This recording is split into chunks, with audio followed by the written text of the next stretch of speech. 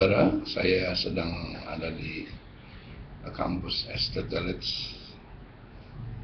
Saya percaya saudara semua dalam lindungan, berkat dan pekerjaan Tuhan yang luar biasa. Kita rindu dalam hari-hari ini untuk senantiasa memahami apa yang memang Tuhan tentukan supaya kita berjalan persis sama seperti yang Tuhan kehendaki, dan kita percaya bahwa ketika kita mendengar apa yang Tuhan mau, menghidupi apa yang Tuhan tentukan, maka kita akan mengalami perkara-perkara yang luar biasa. Begitu banyak kisah di Alkitab yang menjelaskan situasi yang krisis, Tuhan balikkan menjadi kemenangan dan penjarahan yang luar biasa. Seperti dalam satu kisah dalam 2 Tawarikh 20, yaitu kisah Yosafat.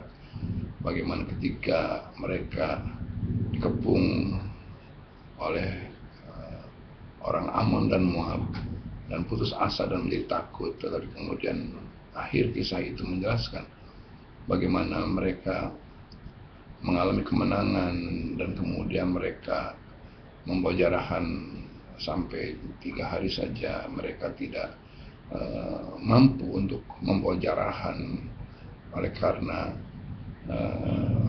apa yang ditinggalkan oleh orang-orang Ammon dan Moab.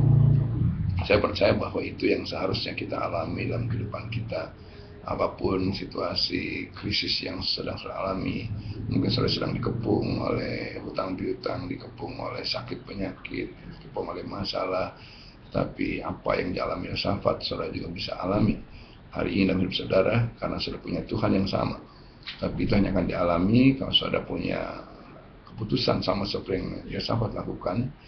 Ketika dia takut, dia mencari Tuhan, dia berdoa berpuasa bersama dengan seluruh bangsa Israel, bahkan anak-anak pun disuruh puasa, dan kemudian dia berdoa. Doanya bukan mengeluh, menangisi diri sendiri, tapi memegang janji Tuhan, dan kemudian Tuhan berbicara, menyatakan firman-Nya, dan kemudian Tuhan menyatakan strateginya, dan kemudian Yosafat mentaati apa yang Tuhan kehendaki.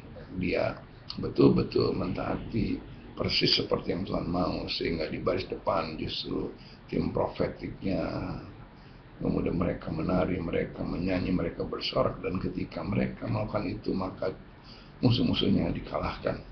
Dan ketika mereka mendekati perkemahan Amon dan Moab, mereka yang melihat kekalahan musuh-musuhnya, dan mereka tinggal menikmati jarahan. Saudara, mari alami hari-hari ini apa yang Tuhan sudah sediakan dengan kita belajar dari kisah Yosafat ini. Puji Tuhan. Haleluya.